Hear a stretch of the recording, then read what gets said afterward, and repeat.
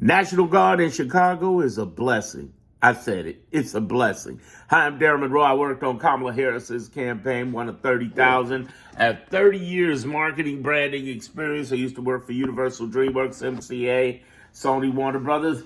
iHeartMedia was my last job 20 years ago, and to this very day, 20 years ago, I was fleeing from a hurricane called Katrina. This Chicago guy knew nothing about hurricanes in New Orleans. So, what I do on this channel is I take you from chaos to clarity. By the way, get in my group.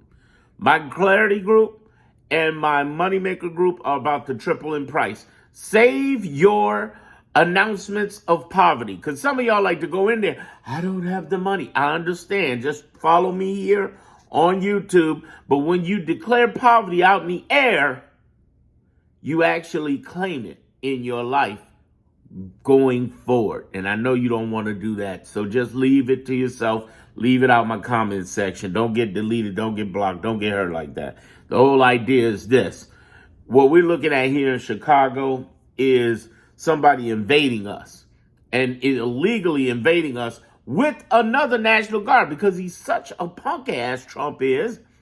He can't even send in Illinois National Guard because they ain't having it.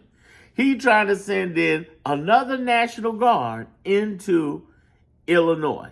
He trying to send all sorts of agents into Illinois. And here's where they trying to kick off some shit, trying to get them, to think about this shit over Epstein. They're trying to kick it off with the Mexican homies. This Mexican Independence Day, I believe the celebration is Saturday.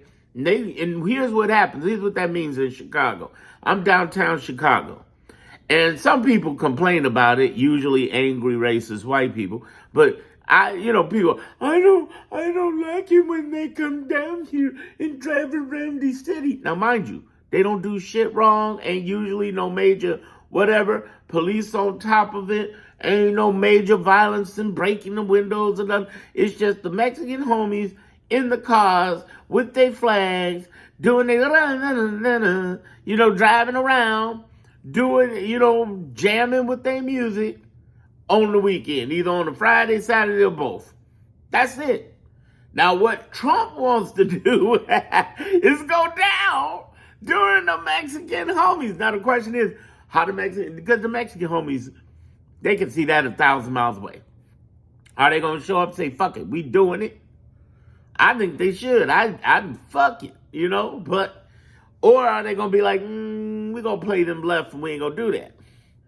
I don't know what the plan is, but usually they come down on Fridays and Saturdays and you got, the National Guard from Texas, invading us, which is illegal. And then you have ICE agents. Here's an interesting part about that too. In D.C., you got the mayor who stood back out the way. I think she played that very clever because a judge already hit them, suing them, saying you can't be bringing no troops in D.C. What the fuck wrong with you? You think that's going to happen in Illinois? Yeah, you bet. Our real billionaire, J.B. Pritzker, is the one. By the way, some of y'all, I want to take a moment. Please listen to the end of this overall, but I want to take a moment and say something to y'all, really important y'all got to hear. It's not about capitalism, it's about character. J.B. Pritzker is the best governor we've had. In the 55 years I've been living almost, J.B. Pritzker is the best damn governor we've had. And he's a billionaire from the same family that built Hyatt hotels. So stop saying the billionaires are bad. The millionaires are bad. No, it's not capitalism. It's character. You just got some really ugly motherfuckers out there. Here's the other thing. There was a new count that showed up in Forbes that shows that there's 900 billionaires in America. That's out of, almost 4,000 billionaires worldwide. Almost a fourth to third, somewhere in that area, of billionaires are in America. Okay. Do you think, there's this assumption, do you think that all of these billionaires like Trump? No, y'all. No.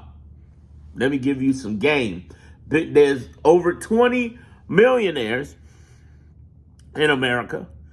And there's 900 billionaires, and I am telling you, I swear to God, there's a whole bunch of big wealthy people who are they want to see him go down, and they are financing it.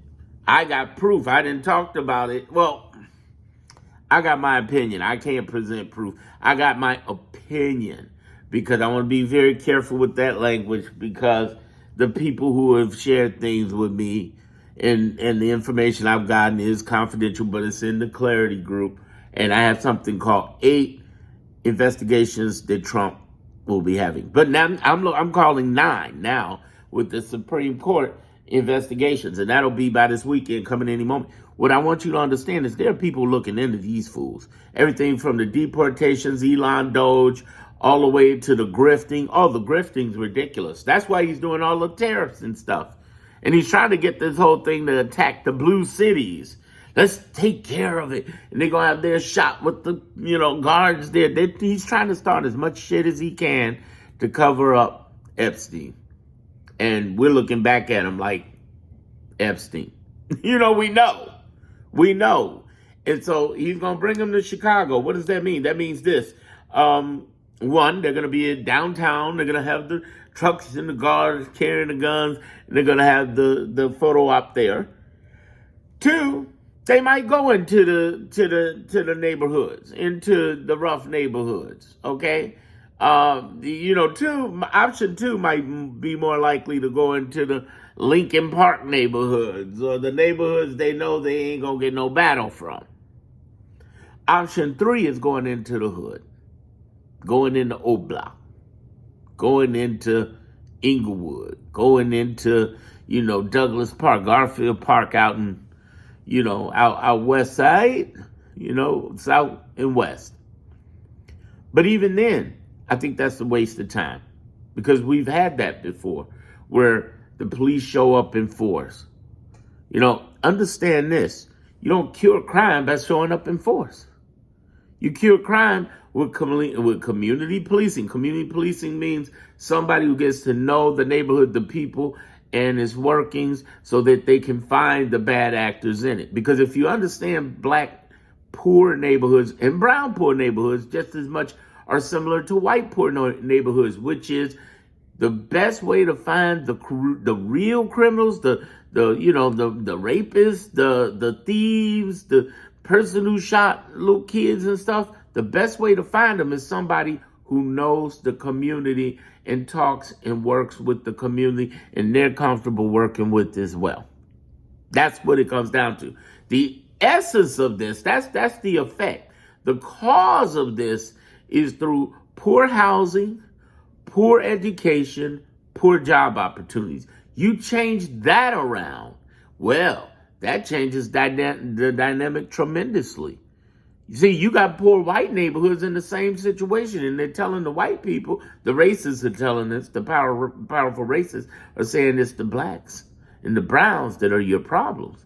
When in actuality, the real problem is the same problem the blacks and browns have in poor neighborhoods. They're designing neighborhoods, redlining, but they call them something else in certain cities. But the idea is they design the neighborhoods where they systematically figured out from the 50s on that if they could mess with the insurance rates, if they could mess with the developmental rates, if they could do a whole bunch of things, economically and health-wise, healthcare is another thing.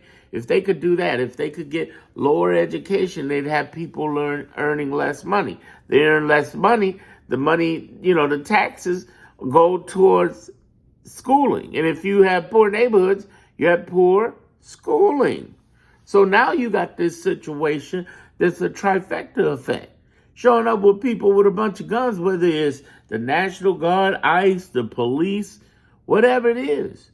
It's not the benefactor of fighting crime. And oh, by the way, in Chicago, as you probably heard by now, our crime is down. I've been saying it for the longest, ever since Brendan Johnson became mayor. I said, because he's from the west side. He grew up in the hood, Austin. I said, man, if a black dude can't lower crime, a black dude from west side can't lower crime, then ebonically speaking, we be fucked. And sure enough, he lowered him and The superintendent, Lord Crime, one of the top police people are from the West Side, from the streets, you know. They know what's going on. Point is, he's not needed. They're not needed. They're going to look silly. They're going to have a bunch of photo ops. Stupid. Only people going to believe that they were successful is stupid maggot people. Stupid maggot people are going to believe it. Period. But it's going to be bullshit. Yes, I have heard military helicopters flying around downtown. But it's going to be all right. We're going to make it through this. Everything's going to be fine. He's going to look foolish doing this and stupid, as usual. And ain't nobody going to forget about Epstein. Oh, no.